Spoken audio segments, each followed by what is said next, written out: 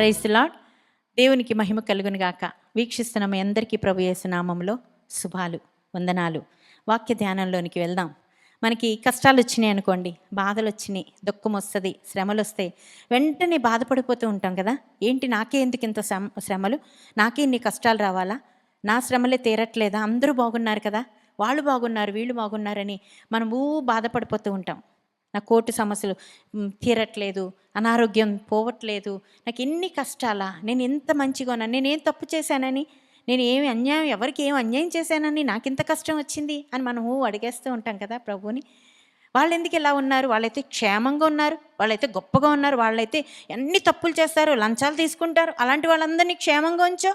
అబద్ధాలు చెప్పేస్తారు, ఇతరుల్ని ఏడిపిస్తూ ఉంటారు, వాళ్ళ పిల్లలైతే అమ్మాయిని ఏడిపిస్తారు, చర్చికి సరిగ్గా రారు, దేవుని మందిరంలో ఉండరు, అలాంటి వాళ్ళందరూ బాగున్నారు. ఇలాగా మనం ఎంత వేదన పడిపోతూ ఉంటామో, ఎంత బాధపడిపోతున్నా. ఆశ కూడా అంతే. 73వ కీర్తన మరి 3వ వచనం చూస్తే ఆసాపు కూడా అలాగే అంటాడు, భక్తిహీనులు క్షేమముగా నా కంట పడినప్పుడు గర్వించు వారిని బట్టి నేను మత్సరపడితిని. చూడండి, వారు భక్తిహీనులు, వాళ్ళు ఎంత గర్వంగా ఉన్నారో, వారు మరణానికి, వారికి మరణించడం, శ్రమపడడం, యాక్సిడెంట్, ఇలాంటి యాతనలు ఏమీ వారికి లేవే. ఇంకేమంటున్నారు, వారు పుష్టిగా ఉన్నారు, ఇతరులకు కలిగే ఇబ్బందులు వాళ్ళకి ఏమీ లేవు, వాళ్ళు చెడ్డవాళ్ళు, వారు అబద్ధికులు, వారు మోసం చేస్తున్న వాళ్ళు, వారికి ఇలాంటి కష్టాలు ఏమీ లేవే. ఇంకా అంటున్నాడు కదా, వస్త్రము వలె వారు బలాత్కారమును ధరించుకున్నారు, కొవ్వు చేత వారు కన్నులు మెరకలై ఉన్నవి, వారి హృదయ ఆలోచనలు బయటికి కానవచ్చుచున్నవి, ఎగతాళి చేయొచ్చు, బలాత్కారముతో కీడు చేయించు ఉన్నారు. ఎవరి వైపు చూస్తే వారు గర్వంగా మాట్లాడతారు, అసలు ఆకాశం తట్టు వైపే చూడరు, నీ వైపే చూడరు. కానీ వాళ్ళు ఏంటి ఇంత గొప్పగా ఉన్నారు, వాళ్ళు ఇంతేనా, వాళ్ళకి బుద్ధి చెప్పవా? మనం కూడా అంతే, మనం కూడా అలాగే అనుకుంటాం. వాళ్ళకి ఏ ఆతం లేదు, ఎంత మోసం చేస్తున్నారు, మనల్ని ఎంత మోసం చేసి వెళ్ళిపోయారు, వాళ్ళని ఎంత ప్రేమించాం, వాళ్ళని ఎంత ఆదరించాం, వాళ్ళు మనల్ని ఎంత మోసం చేసి వెళ్ళిపోయారు, దేవుడు ఏంటి చూసి చూడనట్టుంటాడు అని ఎంత మనసులో ఎంత వేదన పడిపోతూ ఉంటామో, ఎంత కష్టపడిపోతూ ఉంటామో కదా. హబక్కూకు కూడా అలాగే చాలా వేదన పడిపోతూ ఉంటాడండి. హబక్కూకు అంటాడు కదా దేవునితో, 1వ అధ్యాయం చూస్తే మరి అతనికి దేవుని యొక్క ప్రత్యక్షత, ప్రవచనము అతనికి కలుగుద్ది. దేవునితో అంటాడు కదా, మొదటి ప్రశ్న దేవుణ్ణి అడుగుతాడు, వేదనతో, విషాదంతో, చాలా బాధతో దేవుణ్ణి అడుగుతాడు, యెహోవా నేను మొర్రపెట్టినను నువ్వు ఎన్నాళ్ళు ఆలకించకుండా ఉన్నావు, బలాత్కారము జరుగుతున్నదని మొర్రపెట్టినప్పుడు నీవు మరి ఎందుకు రక్షించకుండా ఉన్నావు, మరి ఎంతగా మమ్మల్ని బలాత్కారం చేస్తూ మమ్మల్ని బాధ పెడుతూ హింసిస్తున్న వాళ్ళు మా మధ్య తిరుగుతున్నా నువ్వు ఎందుకు మౌనంగా ఉంటున్నావు, వాళ్ళు ఏంటి వీళ్ళందరూ ఎంత అన్యాయంగా ప్రవర్తిస్తున్నారు, ఇలాగా దేవునికి ప్రార్థిస్తున్నాడండి హబక్కూకు. ఇంకా అంటాడు కదా, నన్ను ఎందుకు దోషము చూడనిస్తున్నావు, ఆ దోషాలన్నీ నా కళ్ళారా నేను చూడాలా, వాళ్ళ పాపాలన్నీ నేను కళ్ళారా చూడాలా, వాళ్ళు ఇంక మానరా, వాళ్ళ తప్పును వాళ్ళు తెలుసుకోరా, నువ్వు వారికి బుద్ధి చెప్పవా? హబక్కూకు దేవుడితో ఇలా మాట్లాడుకుంటున్నాడు, అడుగుతున్నాడు, ఈ బాధను నువ్వెలా ఊరుకొంచున్నావు, ఎక్కడ చూసినా నాశనాలే, ఎక్కడ చూసినా బలాత్కారమే, ఎక్కడ చూసినా మరి గొడవలే, కలహాలే, ఇబ్బందులే, ఇవే చూస్తున్నాను నేను, నువ్వు మాత్రం మౌనంగా ఉన్నావేంటయ్యా? ఇంకా అంటున్నాడు, అందువల్ల ధర్మశాస్త్రము మరి నీ వాక్యము నిరర్ధకమైపోతుంది, న్యాయము జరగకుండా అలా ఉండిపోతుంది, జరగకుండా మానిపోతుంది కదా, అలా అయిపోతుంది, ఆగిపోతుంది కదా. భక్తిహీనులు వచ్చి నీతిమంతులను చుట్టుకొని వారిని అన్యాయంగా వారిని బాధ పెడుతున్నారు, న్యాయం చెడిపోతుంది కదా, ఏంటయ్యా ఇదంతా అని యెహోవా దేవుడిని అడుగుతున్నాడు. అప్పుడు యెహోవా దేవుడు అంటాడు కదా, కంగారు పడకు. 5వ వచనం నుంచి దేవుడు మాట్లాడతాడు. మరి హబక్కూకు మరి 1వ అధ్యాయం 5వ వచనంలో 4వ వచనంలో హబక్కూకు బాధపడిపోతూ ఉంటాడు, తన ప్రజల ఏడలే బాధపడిపోతుంటారు, అంతే కదా. మన మందిరంలో ఉన్నవాళ్ళు, మన కుటుంబాల్లో, మన బంధువులు, మన ఇరుగు పొరుగు వారు, మన చుట్టాలు, వీళ్ళ గురించే మనం బాధపడిపోతూ వేదన పడిపోతూ ఉంటాం. చుట్టూరు అటువైపు చూస్తే వాళ్ళందరూ చక్కగా ఒలివ మొక్కల వల్ల ఎదిగిపోతుంటారు, కానీ మనం బాధపడిపోతూ ఉంటాం. ఇలాంటి వాళ్ళందరినీ చూస్తాం, వ్యసన పడతాం, మనల్ని మనం చూసుకోం, మనల్ని మనం దేవుడి దగ్గర కనపరుచుకోం, కానీ ఇలా బాధలు పడిపోతూ ఉంటాం. ఒకసారి మనల్ని మనం కూడా అద్దంలో చూసుకున్నట్టుగా చూసుకోవాలి. మన మనస్సు, మన పరిస్థితి, మన స్థితి ఏంటి అని చూసుకోవాలి. అప్పుడు దేవుడు అంటున్నాడు కదా, కంగారు పడకు, ఆగు ఆగు అని. ఎందుకు, ఏ విషయంలో ఎందుకు నువ్వు ఎంతగా పడిపోతున్నావు? ఊరుకుంటున్నాను అనుకుంటున్నావా? లేదు, వారి మీదకి నేను ఏం చేస్తానంటే 5వ వచనం నుంచి అంటున్నాడు కదా, వారి మీదకి నేను భయంకరమైన వారిని, ఇక్కడ ఇంత భయంకరం చేస్తున్నారు అంటున్నావు కదా, వీళ్ళందరి మీదకి ఇంతకంటే భయంకరులు నేను పంపిస్తాను. ఇంతకంటే భయంకరమైన వ్యక్తుల్ని వారి ముందుకు పంపించంటే ఎవరిని? అష్షూరు వారిని, అష్షూరులు పంపించి వారిని సర్వనాశనం చేస్తాను. అంతేకాదు యూదా వారి మీదకు నేను బబులోనీలు పంపుతాను. వారిని ఎలాగా హింసించి, అంతకంటే వీళ్ళు ఎంత హింసలో ఉన్నారో చేస్తున్నారో, ఎంతగా అన్యాయం చేస్తున్నారో అంతకంటే భయంకరంగా అన్యాయం చేసేవాళ్ళని వాళ్ళ మీదకు పంపుతాను. నువ్వెందుకు బాధపడతావు? నువ్వెందుకు ఊరుకుంటావు? నేను ఊరుకోను. నేను అంతకంటే కఠినముగా వారిని నేను శిక్షిస్తాను. అంతేకాదు ఇంకేమంటున్నాడో తెలుసా? 9వ వాక్యంలో ఇసుక రేణువులంత విస్తారమైన జనములను పంపించి వీళ్ళందరినీ, ఈ జనాన్నంతరినీ మరి చెరపట్టుకొని దాసులుగా, బానిసలుగా తీసుకుపోయేటట్టు నేను పంపించేస్తాను వాళ్ళని. నువ్వెందుకు కంగారు పడుతావు? నువ్వు కంగారు పడకు అంటే వెంటనే మళ్ళీ హబక్కూకు బాధ వచ్చేస్తుంది. అయ్యో ప్రభువా, ఇక్కడ మారిపోతుంది, తన మనసంతా మారిపోతుంది. 12, 13 వచనాలు చూస్తే తన మనసంతా మారిపోతుంది. అయ్యో అయ్యో ప్రభువా, దేవా, నువ్వు ఇలా చేస్తావా?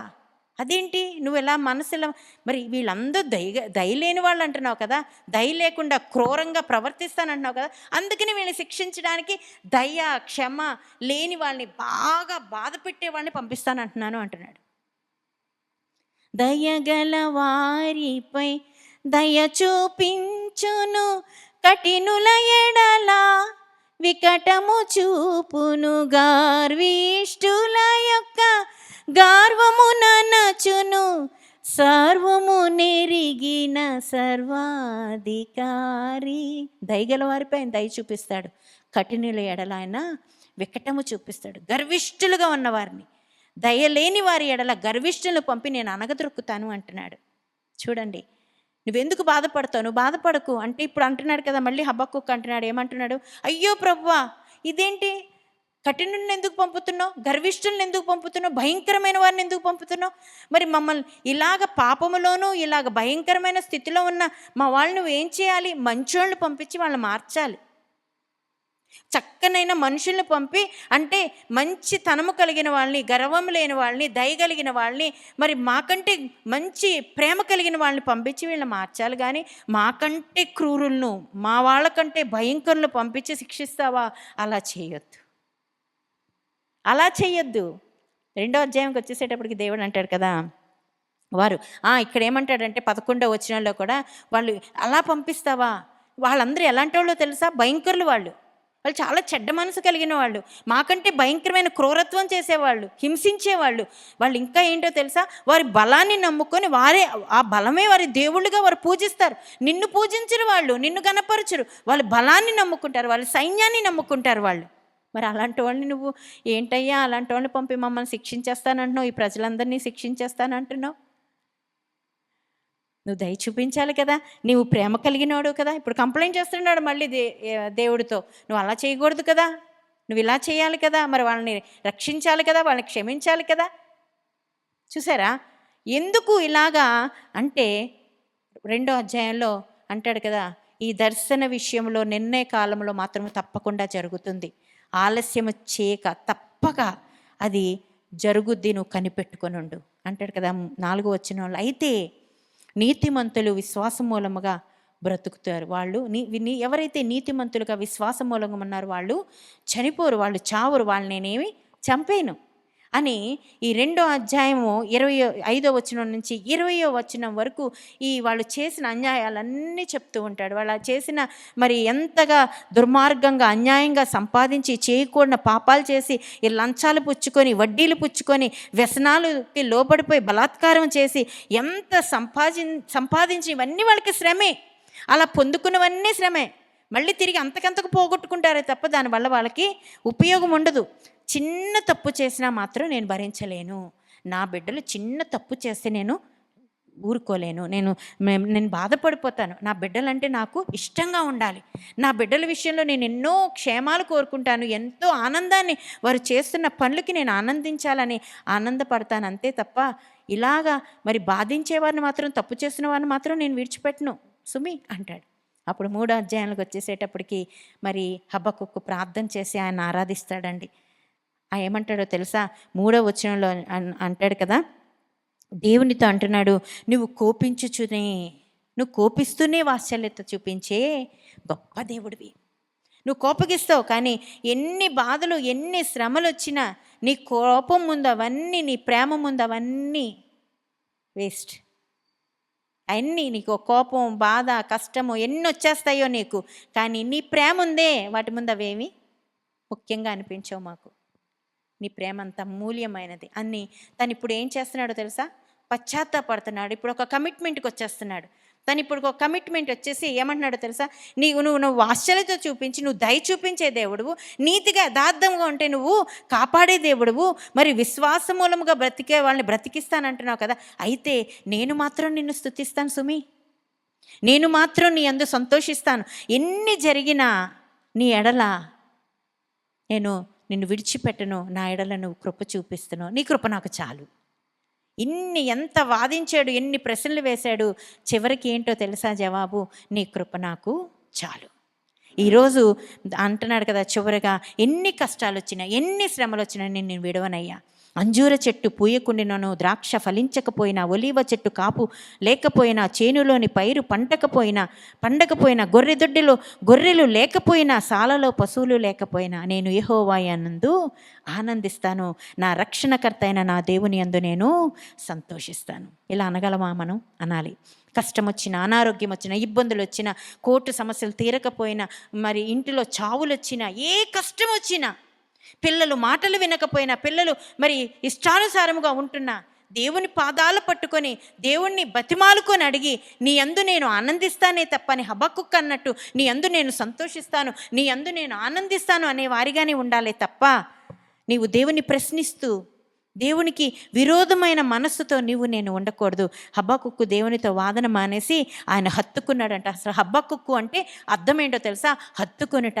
దేవుణ్ణి వాదించడము, ప్రశ్నలు వేయడం అన్నీ మానేసి దేవుడి దగ్గరికి వచ్చి సరెండర్ అయిపోయాడంట. వాదించడం మానేశాడంట. ఏమైనప్పటికీ నేను నీ యందు సంతోషిస్తాను అని అంటున్నాడంట. అలాగా ఆయన హత్తుకున్నట్లుగా దేవుని హబక్కుకు అంటే హత్తుకునుట. నీవు నేను కూడా ఆయన హత్తుకునే బిడ్డలుగా, ఆయన్ని ప్రేమలో మనము కూడా ఆయన ఆ కోపముతో ఆయన చూపించే వాత్సల్యత ఉందే, అది పొందుకునే బిడ్డలుగా మనముందాం. ఏమీ లేకపోయినా ఆయన ఎంతో ఆనందిద్దాం. ఆయన ఇచ్చిన రక్షణ బట్టి మనం సంతోషించి దేవుని దీవెనలు పొందుదాం. దేవుడి మాటలు మన వెనుకల్లో దీవించి ఆశీర్వదించునుగాక. God bless you all. Thank you very much.